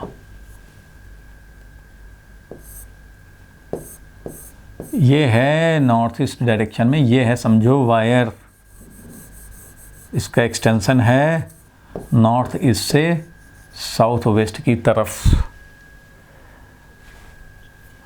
45 डिग्री पे, ये समझो इस तरह से है ये वायर रखा हुआ, ध्यान से समझना है, ये इस तरह से वायर इस पे रखा हुआ है। ठीक है भाई, अब क्या किया जा रहा है, नॉर्थ, अब ध्यान से समझना, नॉर्थ ईस्ट से, यही हमारा नॉर्थ ईस्ट डायरेक्शन है, नॉर्थ ईस्ट से साउथ वेस्ट की तरफ रखा हुआ है, north east to south west रखा हुआ है। It is falling with speed 5 metre per second, 5 metre per second से ये फॉल कर रहा है at right angle to the horizontal component of earth magnetic field. अच्छा भाई, तो horizontal component of earth magnetic field भी तो दिखाओ। तो हॉरिजॉन्टल फील्ड तो भाई, अगर हम लोग horizontal component of earth field, तो अर्थ का फील्ड तो नॉर्थ साउथ डायरेक्शन में होता है। तो ठीक है भाई, नॉर्थ साउथ डायरेक्शन में होता है तो हॉरिजॉन्टल कंपोनेंट तो इधर ही होगा, ऐसे। ये है horizontal component of earth magnetic field north direction में। अब इसका कुछ वर्टिकल कंपोनेंट होगा, तो वर्टिकल कंपोनेंट से हमें क्या मतलब है, वर्टिकल कंपोनेंट से कोई मतलब नहीं है। क्वेश्चन में BH दिया है, इसका मतलब BH ही यूज़ होगा। फिर भी अगर आप चाहते हैं कि वर्टिकल कंपोनेंट, तो वर्टिकल कंपोनेंट ऐसे दिखा देते हैं, BV, इधर BV है, इधर BH, BH मतलब हॉरिजॉन्टल कंपोनेंट, ये है हॉरिजॉन्टल कंपोनेंट, ये पूरा हॉरिजॉन्टल प्लेन ही है, ईस्ट नॉर्थ, तो नॉर्थ की तरफ ये हॉरिजॉन्टल डायरेक्शन में नॉर्थ की तरफ ये है हमारा BH। ठीक है भाई, ये BH हो गया। The value of induced EMF, अच्छा, at right angle is falling with speed this at right angle to the horizontal component, तो हॉरिजॉन्टल कंपोनेंट के राइट डायरेक्शन में फॉल कर रहा है, फॉल कर रहा है मतलब वर्टिकली डाउनवर्ड। ठीक है भाई, और ये वर्टिकली डाउनवर्ड फॉल कर रहा है at right angle to the magnet field, horizontal component से परपेंडिकुलर डायरेक्शन में। तो हॉरिजॉन्टल कंपोनेंट हॉरिजॉन्टल में है और तुम फॉल कर रहे हो रॉड वर्टिकली, तो हॉरिजॉन्टल के तो परपेंडिकुलर है ही वेलोसिटी। या क्वेश्चन में लिख रहा है भाई, it is falling with speed this at right angle to the horizontal component, at right angle to the horizontal component of earth magnetic field. तो इसके राइट डायरेक्शन में ऐसे राइट एंगल, इस डायरेक्शन में इसका वेलोसिटी है, मतलब रॉड फॉल कर रहा है वर्टिकली डाउनवर्ड, ये इस डायरेक्शन में इसकी वेलोसिटी है, वेलोसिटी इसका ऐसे है, ये है भैया वेलोसिटी। ठीक है, कोई बात नहीं, ये वेलोसिटी है। The value of induced EMF in the wire क्या होगा, value of induced EMF in the wire क्या होगा, तो याद होगा ये तो मोशन वाला बात आ गया। तो वैल्यू ऑफ इंड्यूस्ड ईएमएफ का मतलब है मोशनल ईएमएफ, तो V क्रॉस B लगाओ और डॉट लेंथ, तो पहले V क्रॉस B निकाल लो किस डायरेक्शन में भाई, तो वेलोसिटी है वर्टिकली डाउनवर्ड, B है इधर BH, ये वाला है BH, तो V क्रॉस BH अगर करेंगे, V क्रॉस BH करेंगे तो ये इस डायरेक्शन में, किस डायरेक्शन में, एक्स एक्सिस की तरफ मिलेगा, क्योंकि ये V है इस डायरेक्शन में, किधर भाई, तो माइनस जे कैप में है, समझो माइनस जे कैप छोड़ो, क्योंकि उधर जेड एक्सिस दिखाया तो माइनस जे कैप ना लिखें, डाउनवर्ड में है और ये BH ऐसे है। तो सोचो V क्रॉस BH करेंगे तो एक्स एक्सिस के अलॉन्ग मिलेगा, V क्रॉस BH करेंगे तो यहाँ पे एक्स एक्सिस के अलॉन्ग मिलेगा, वो जरा आप देख लो अपने हिसाब से। V क्रॉस BH इधर मिलेगा एक्स एक्सिस के डायरेक्शन में, इधर मिलेगा V cross BH,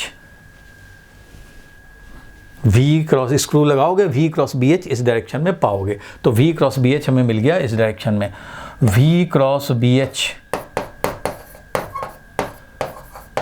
will be along x axis, along x axis, x axis के along होगा V cross B, V cross BH जो है वो V क्रॉस BH वो हमारा along x axis है। तो अब x axis की तरफ V क्रॉस BH है भैया, तो इसका मतलब कि V क्रॉस BH के डायरेक्शन में कितना ये कंडक्टर का, वायर का लेंथ है।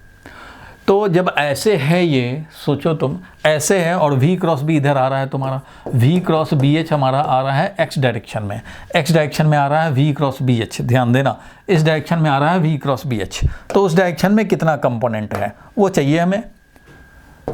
V क्रॉस BH तो इस डायरेक्शन में है, तो इस डायरेक्शन में इस वायर का कितना कंपोनेंट है, तो ये तो खुद तो 45 डिग्री पे है, तो इसका कंपोनेंट तो ये वाला यूज़ होगा, इसका कंपोनेंट तो ये वाला यूज़ होगा V क्रॉस B के डायरेक्शन में, यानी कि ये 10 है वैल्यू, अगर तो इसका इस डायरेक्शन वाला लेंथ यूज होना है ये वाला 10 cos 45, 10 cos 45, क्योंकि ये 10 सेंटीमीटर या 5 सेंटीमीटर कितना है 10 मीटर, ये 10 मीटर वायर है, ऐसे फॉल कर रहा है, V क्रॉस बी एच की ऐसे मिला, तो अब इस वायर का इधर वाला कंपोनेंट x डायरेक्शन में कंपोनेंट क्या होगा? तो भैया x डायरेक्शन में कंपोनेंट होगा ये 10 वैल्यू अगर है वायर का, तो इसका इस डायरेक्शन में 10 cos 45 है। इसलिए मैं बोल सकता हूँ कि ये हो गया V बी एच और साइन 90 डिग्री तो था ही, V और BH में तो 90 डिग्री एंगल है, तो ये हो गया वैल्यू इसका। और लेंथ का कंपोनेंट 10 सेंटीमीटर, कंपोनेंट उधर V क्रॉस BH के डायरेक्शन में कितना होगा भाई? तो cos 45, 10 cos 45, V cross BH का डायरेक्शन और लेंथ में 45 का एंगल, इसलिए ये हो गया वैल्यू। V का वैल्यू रखो, BH का वैल्यू रखो, और 10 है ये लेंथ, और cos 45 1/√2 रखो, जो आएगा वही आंसर होगा। 3 डायमेंशनल जब भी आए तो आपको ऐसे डायग्राम बनाने पड़ेंगे। बुक में तो डायग्राम पता नहीं क्लियर होगा नहीं होगा, लेकिन आप जब तक नहीं बनाएंगे तब तक आपका क्लियरिटी नहीं आएगा। ये रॉड नॉर्थ ईस्ट से साउथ वेस्ट डायरेक्शन में है हॉरिजॉन्टल में, और ये फॉल कर रहा है वर्टिकली, ये फॉल कर रहा है इस तरह से वर्टिकली, इसलिए V क्रॉस BH जब निकाला, V क्रॉस BH किया तो वो x एक्सिस के अलॉन्ग मिला, V cross BH x axis के अलॉन्ग मिल रहा है, इसलिए V क्रॉस BH के डायरेक्शन में ये लेंथ कितना होगा?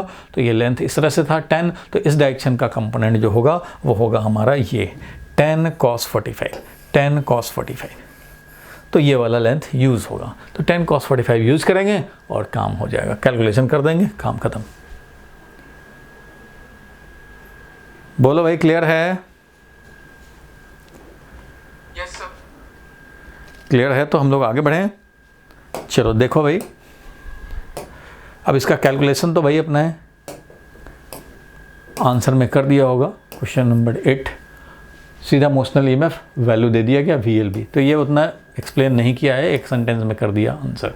चलो आगे बढ़ते हैं हम लोग, नेक्स्ट पे चले भाई, आगे चलते हैं हम लोग। तो क्वेश्चन दिख रहा होगा, जेईई मेन का आया हुआ क्वेश्चन है, पहले में आया हुआ question, which of the following does not use the principle of electromagnetic induction? किसमें इलेक्ट्रोमैग्नेटिक इंडक्शन नहीं हो रहा? कौन नहीं यूज कर रहा इलेक्ट्रोमैग्नेटिक इंडक्शन?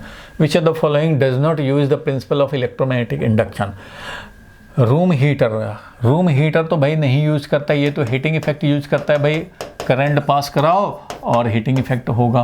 ट्रांसफार्मर, याद होगा ट्रांसफार्मर में तो भाई म्यूचुअल इंडक्टेंस होता ही था, प्राइमरी में करंट चेंज होता है, सेकेंडरी में इंड्यूस्ड में तो इलेक्ट्रोमैग्नेटिक इंडक्शन यूज होता है। एसी जनरेटर में भाई कॉइल रोटेट करता है मैग्नेटिक फील्ड में, और इससे हमारा प्रोड्यूस होता है इंड्यूस्ड ईएमएफ, और वो हमारा कलेक्ट होता है, तो एसी जनरेटर बनता है, तो इसमें भी इलेक्ट्रोमैग्नेटिक इंडक्शन यूज होता है। चोक कॉइल, चोक कॉइल में क्या होता है भाई? तो चोक कॉइल याद होगा, चोक कॉइल में इंडक्टेंस होता है, इंडक्टेंस।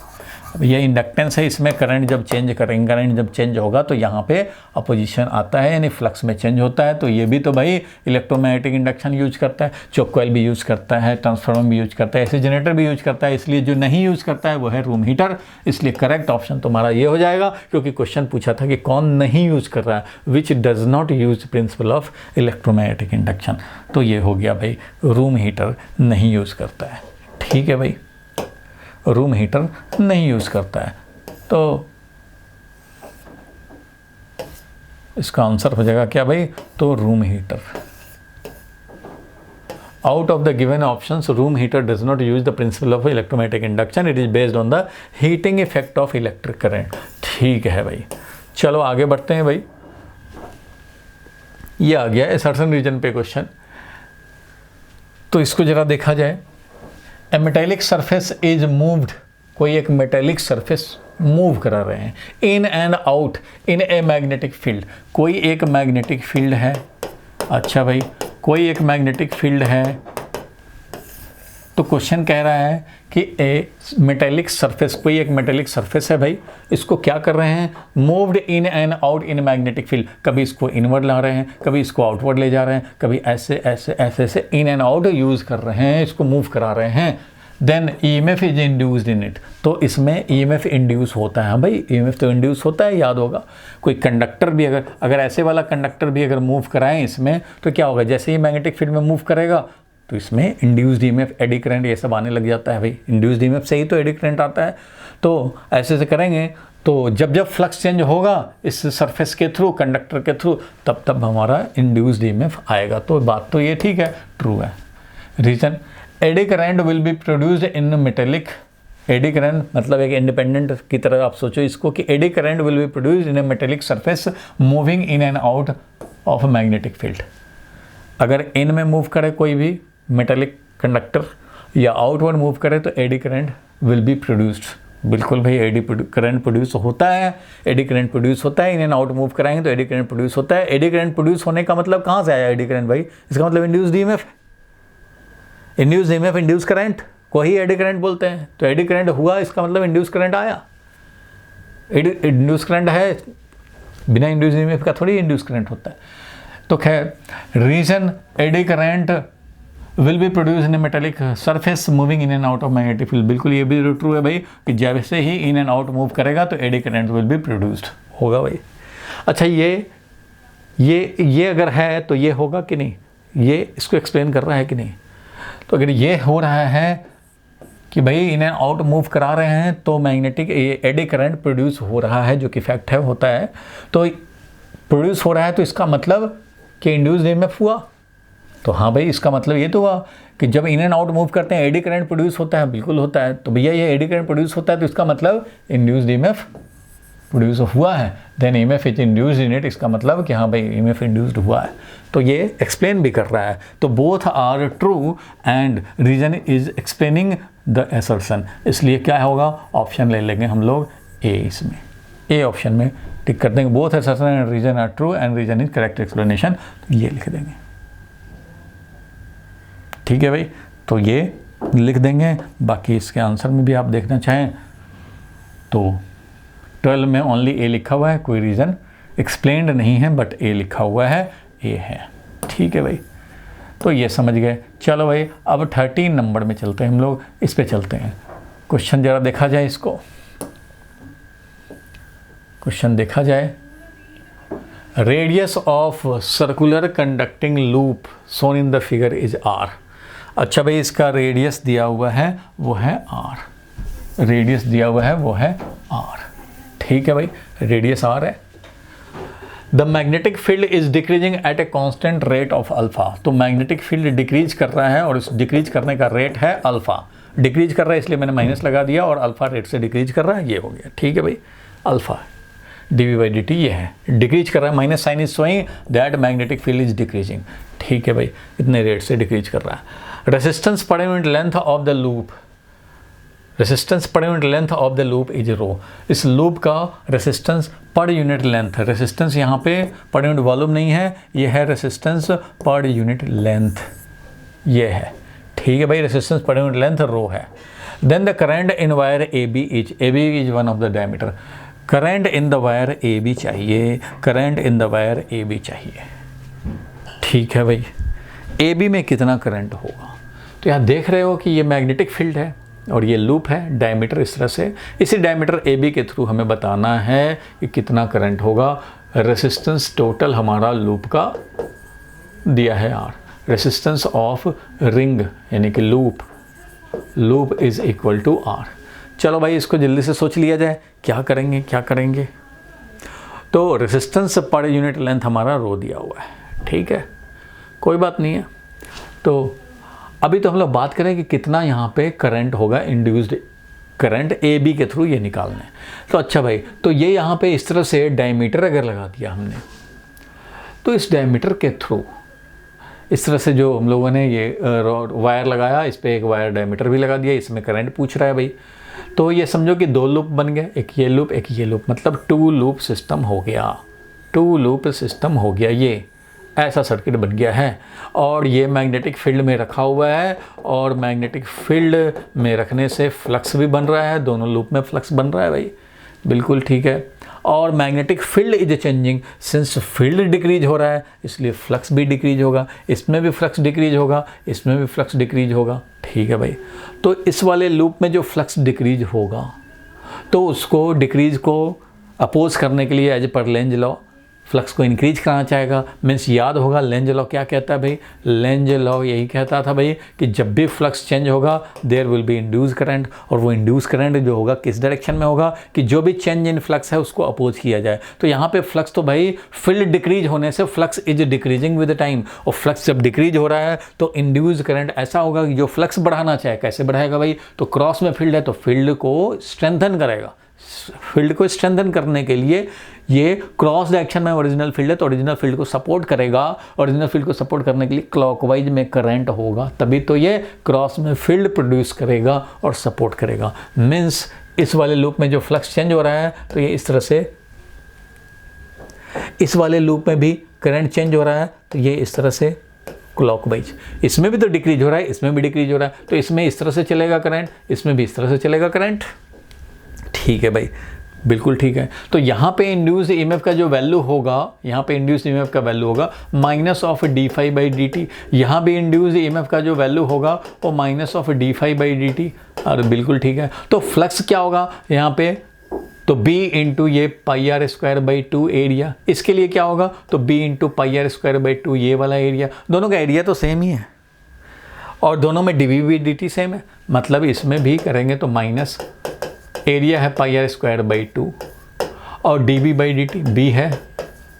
तो ये हो गया भाई, फ्लक्स था हमारा pi are square by 2 into B, तो dV बाई dt डिफ्रेंशिएट करेंगे dV बाई dt जो यहाँ है वो भी तो वहाँ है। इसके लिए फील्ड अलग थोड़ी है, एक ही है, इसलिए जितना ये है उतना ही ये है। So E1 is equal to E2। Value wise तो भाई दोनों सेम है, लेकिन ये चाह रहा है ऐसे करंट पास कराएं, मतलब इस AB वायर में करंट ऐसे चले। ये वाला का टेंडेंसी हो करंट लेफ्टवर्ड चले, ये वाले का टेंडेंसी होगा कि इस AB में करंट ऐसे चले। ये वाला ऐसे करंट चलाना चाहेगा और ये वाला ऐसे करंट चलाना चाहेगा। तो फर्स्ट वाले के हिसाब से ये, सेकंड वाले के हिसाब से ये, और दोनों का इंड्यूस ईएमएफ सेम है। रेसिस्टेंस भी दोनों में सेम होगा क्योंकि resistance per unit length same है भाई, तो जितना इस वाले के लिए रेसिस्टेंस होगा उतना ही इस वाले के लिए, इसलिए करंट का वैल्यू भी सेम होगा। एक करंट ऐसे, ये मान लो I1 भेज रहा है करंट, और ये करंट ऐसे, ये I2 भेज रहा है करंट। तो भैया एक ही वायर में I1 2 एम्पियर इधर से 2 एम्पियर इधर से, इसका मतलब इसमें करंट 0 है। तो IAB क्या हो जाएगा भाई, 0 हो जाएगा। मतलब एक तरह से ये सेल हो गया ना, ये ऐसे सेल लग गया 2 वोल्ट का, तो ये वाला ऐसे सेल लगा दिया ऐसे 2 वोल्ट का। ये इस तरह से ऐसे पास करा रहा है, ये वाला ऐसे पास करा रहा है, ये एक इधर ऐसे जा रहा है, ये ऐसे जा रहा है। तो इस तरह से ये बन गया। तो ये जितना करंट ऐसे भेजेगा वो इतना करंट इधर भेज देगा। ये इसमें एक में ऐसे, एक में ऐसे, तो ये 0 हो जाएगा।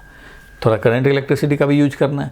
या फिर तुम यूँ समझो कि ये सेल और ये सेल पैरेलल में है और ये एक रेसिस्टेंस, समझो कि ये एक रेसिस्टेंस है और दो सेल यहाँ पे पैरेलल में लग गए, एक ये लग गया और दूसरा हमारा ये लग गया। ये हमारा 2 वोल्ट लग गया तो ये भी 2 वोल्ट लग गया, और ये रेसिस्टेंस है कुछ। इसका जो इंटरनल रेसिस्टेंस होगा वो इसका भी उतना ही है भाई, दोनों के लिए तो सेम ही है। तो ऐसे दो वाले का लेंगे तो इक्विवेलेंट ईएमएफ अगर निकालोगे, इन दोनों के बदले में एक निकाल लेते हैं करंट निकालने के लिए, तो इक्विवेलेंट ईएमएफ जो निकालेंगे तो याद होगा पैरेलल में होता था तो 2 बाई इंटरनल रेसिस्टेंस, क्योंकि ये इस डायरेक्शन में, ये इस डायरेक्शन में, तो याद होगा इक्विवेलेंट ईएमएफ का फॉर्मूला होता था समेसन, भाई कुछ भूलोगे तो सारा बेकार हो जाएगा, summation of EI by RI divided by summation of 1 upon RI। ये फॉर्मूला होता था पैरेलल में। तो यहाँ पे मैं लिखूँगा 2 बाई R इधर और ये है तो -2 बाई R इधर divided by 1 by R plus 1 by R। ठीक है भैया, तो यही तो 0 हो गया। It means equivalent. इसके बदले में अगर एक डालेंगे सेल तो एक सेल जो लगाने पड़ेंगे इक्विवेलेंट वो 0 वोल्ट का लगेगा। तो भैया ये रेसिस्टेंस जो AB वायर है इसमें क्या होगा, करंट 0 होगा। एक लॉजिक तो आपको ये मैंने बताया कि इसका ऐसे और इसका ऐसे, तो यहाँ पे नलिफाइड हो जाएगा, तो डायमीटर में कुछ भी करंट नहीं चलेगा। डायमीटर में कोई करंट नहीं चलेगा।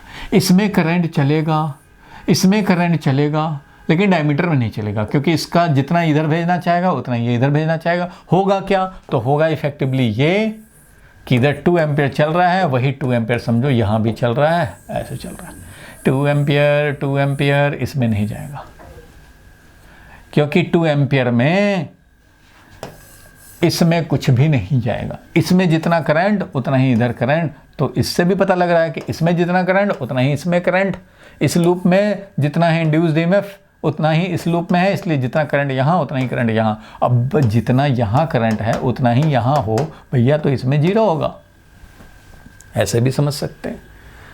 सो ओवरऑल डायमीटर में कोई करंट नहीं होगा, डायमीटर में कोई करंट नहीं होगा। सो कैलकुलेट करने की कोई ज़रूरत भी नहीं पड़ेगी। बाकी देखते हैं इसका आंसर। 13 नंबर क्वेश्चन देखो भाई, 13 नंबर क्वेश्चन ये रहा। 13 में देखो क्या कह रहा है,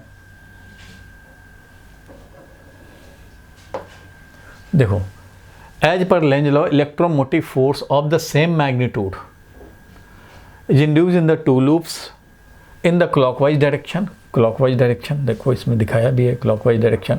दस current in the induced current is induced in the clockwise direction in the outer boundary. Outer boundary पे चलेगा, but obviously there is 0 current in the wire A B. Outer boundary में ये करंट चलेगा, इसमें नहीं चल पाएगा, इसलिए यहाँ पे हो जाएगा 0, यहाँ पे हो जाएगा 0। सो इस वाले में नलिफाइड हो जाएगा जब एक ही वायर में दोनों तरफ से 2 एम्पियर 2 एम्पियर। तो इसका मतलब किसी क्रॉस सेक्शन पे देखोगे तो 2 कूलम पर सेकंड इधर, इसके हिसाब से 2 कूलम पर सेकंड इधर, तो किसी क्रॉस सेक्शन के थ्रू नेट चार्ज ट्रांसफर क्या हो गया 0। इट मीन्स कोई करंट नहीं है। समझ गए भाई, बिल्कुल समझ गए। जैसे भी आप देखना चाहें देख सकते हैं। चलो आगे ये एक और क्वेश्चन देख लिया जाए, लास्ट क्वेश्चन हो जाएगा आज के लिए क्योंकि टाइम भी हो जाएगा। चलो भाई ये क्वेश्चन देख लिया जाए, जेईई मेन में आया हुआ क्वेश्चन, जल्दी से इसको ट्राई कर लिया जाए।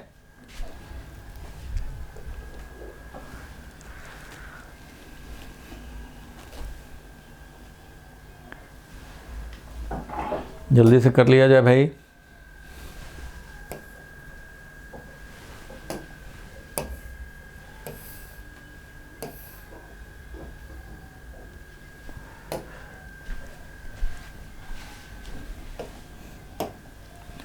When 2 coils P and Q are separated by some distance, 2 coils P and Q are separated by some distance। तो चलो भाई एक P है एक Q है, ऐसा समझ लेते हैं।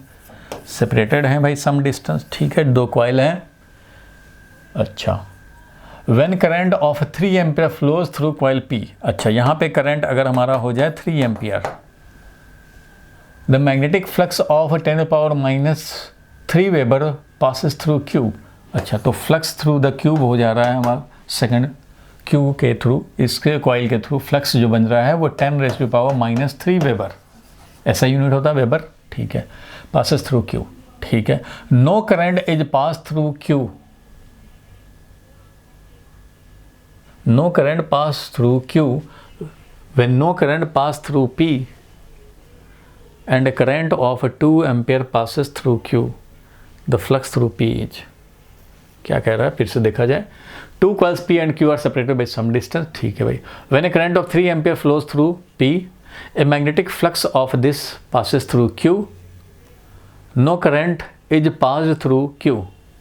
फ्लक्स इतना है लेकिन कोई करंट इसमें पास नहीं हो रहा है, इसमें करंट क्या है 0 है, करंट 0 है इस कंडीशन में। तो इसका मतलब 3 एम्पियर पास करा रखे हैं, इसको कोई चेंज कर नहीं रहे हैं, फ्लक्स इतना बना हुआ है लेकिन यहाँ चेंज नहीं कर रहे हैं, तो यहाँ भी फ्लक्स चेंज नहीं हो रहा है। इतना करंट से इतना फ्लक्स है ये पता लग रहा है। करंट यहाँ 0 है, इंड्यूस करंट, इसका मतलब यहाँ 0 है, इसमें इतना करंट पास कराया जो कि फिक्स्ड है, तो फ्लक्स इतना बना ये पता है, ठीक है। तो इससे तुम्हें एक चीज़ पता लग सकता है, एक चीज़ क्या पता लग सकता है, अगर ज़रूरत पड़ा आगे तो यूज़ हो सकता है कि इसमें करंट है तो उधर फ्लक्स दिया हुआ है, इधर करंट दिया है इधर फ्लक्स दिया है, तो भैया फ्लक्स थ्रू सेकेंडरी होता है mutual inductance into current in the primary.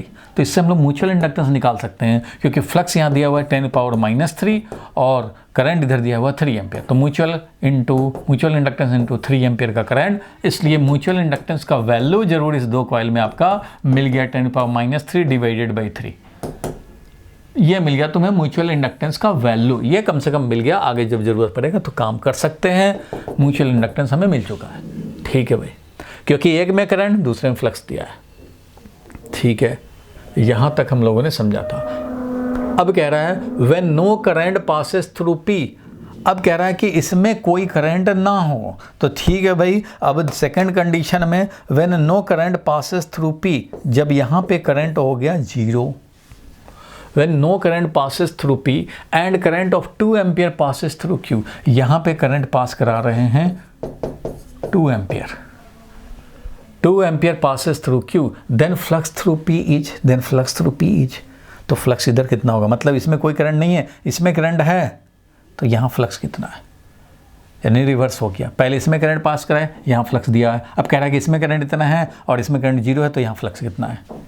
ठीक है भैया, तो इसमें फ्लक्स कितना होगा, तो फ्लक्स होगा म्यूचुअल इंडक्टेंस इनटू, जो फ्लक्स होगा mutual inductance into current in the second वाले में, क्योंकि इसके थ्रू आप निकाल रहे हो। ठीक है भाई, तो फ्लक्स होगा यहाँ पे म्यूचुअल इंडक्टेंस का वैल्यू जो कि आ गया था कितना, 10⁻³ डिवाइडेड बाई 3। तो ये म्यूचुअल इंडक्टेंस और करंट उधर है 2, तो ये हो गया, ये वैल्यू मिल गया, यानी कि 3/2 यानी 1.5, 2/3 हो गया ना, 2/3 फ्लक्स हो गया फर्स्ट वाले कॉइल में, 2/3 इंटू 10⁻³ इंटू 10⁻³ तो 2/3 का मतलब होता है 0.67 इंटू 10⁻³ ये मिल गया, 0.67 इंटू 10⁻³ 0.67 तो दिया नहीं है, 6.7 दिया, तो इसको मैं लिख सकता हूँ 6.7 इंटू 10⁻⁻⁴ ऐसा लिख सकते हैं, 6.7 इंटू 10⁻⁻⁴ तो 6.67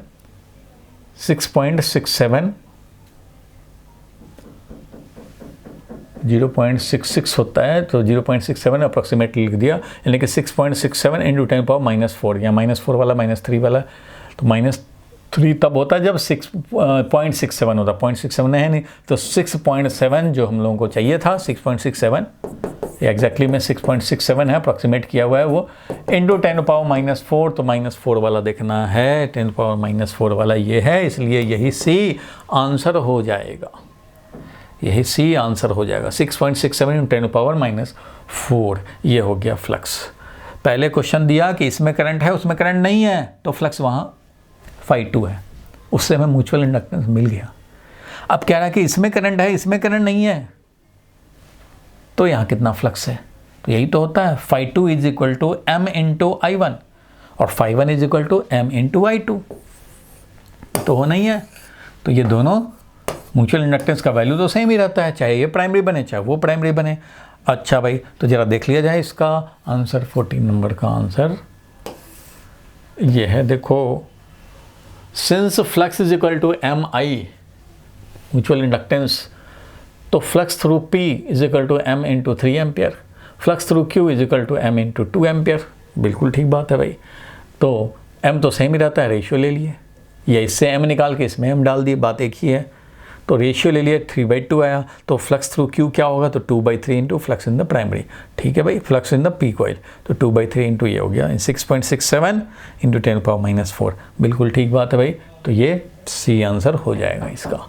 तो हम लोगों का भी यही था आंसर भाई, हम लोग का भी यही था, तो यही हो गया। इसमें क्या किया भाई, तो फ्लक्स पहले जो सेकंड वाले में निकाले हैं वो म्यूचुअल इंडक्टेंस, तो उधर का करंट 3 एम्पियर, और बाद में जो ये निकालना है, ये वैल्यू दिया हुआ था 10⁻⁻3, तो जो बाद में निकालना है फ्लक्स वो कितना होगा म्यूचुअल इंडक्टेंस है, तो इधर का करंट है वो था 2 एम्पियर, इससे हम लोगों ने निकाल लिया, यही वैल्यू हमें कैलकुलेट करना था। तो φ1/φ2 ये जो किया है, φ1/φ2 mm कैंसिल हो गया, 2/3 मिल गया, इसलिए φ1 का वैल्यू क्या होगा, तो 2/3 इंटू φ2, तो φ2 का वैल्यू 10⁻⁻3 है, इसलिए ये मिल गया 0.67 इंटू 10⁻⁻3 यानी कि 6.7 इंटू 10⁻⁻4 इस तरह से मिल जाएगा। इतना वेबर SI में है, इसलिए इतना हमें वेबर लिखना होगा, इतना फ्लक्स होगा।